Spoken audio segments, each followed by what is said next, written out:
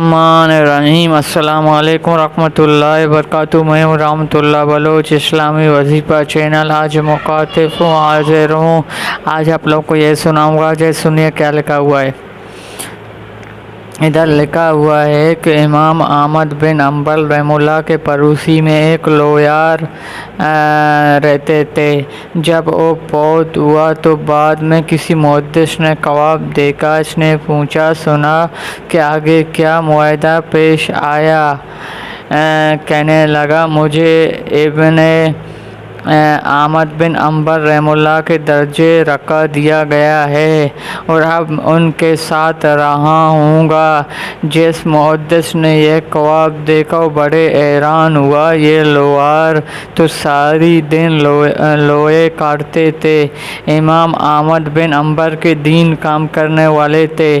مسئلہ خلق قرآن کے معاہدے میں قربانی دینے والے اللہ کے ایک مقبول بندے تھے۔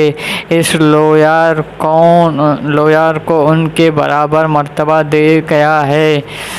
چنانچہ انہوں نے دوسرے محدث کو بتایا۔ انہوں نے جواب دیا کہ اس کا کوئی نہ کوئی عمل ایسی ہے جو اللہ کے یہاں پسند آ گیا ہے۔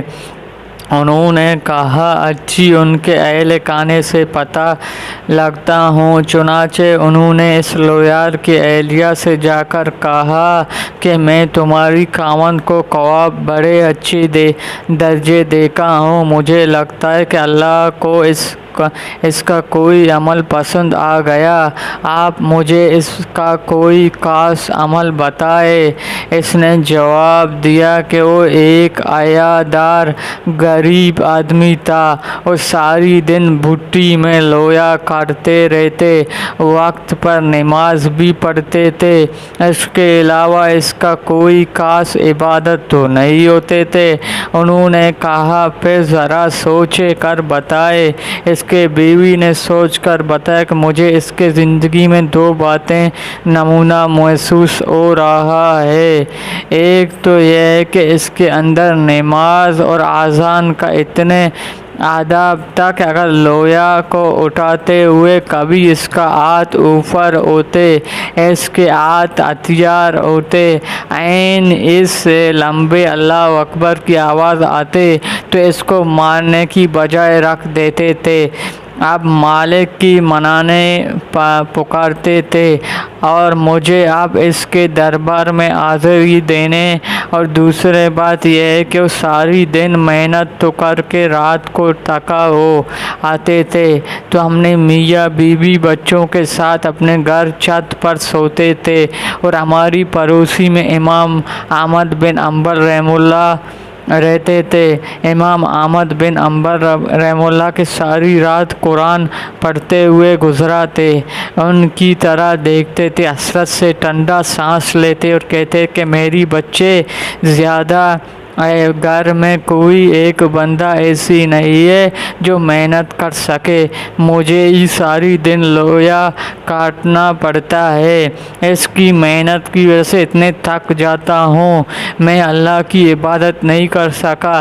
اگر میری پیٹ ہلکا ہوتے تو میں امام احمد بن حنبل کی طرح قیام کرتا ہوں۔ محدث یہ سن کر فرمانے لگا کہ اذان اس آداب دل میں یہ نیکی کا شوق رکھنے کی وجہ تو اللہ نے اس کو امام احمد بن حنبل کا رتبہ عطا فرمایا۔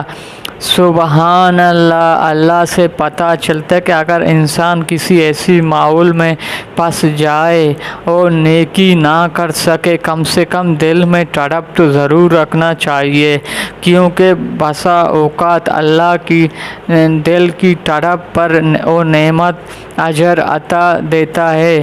سفر طیبہ، ذوق عبادت۔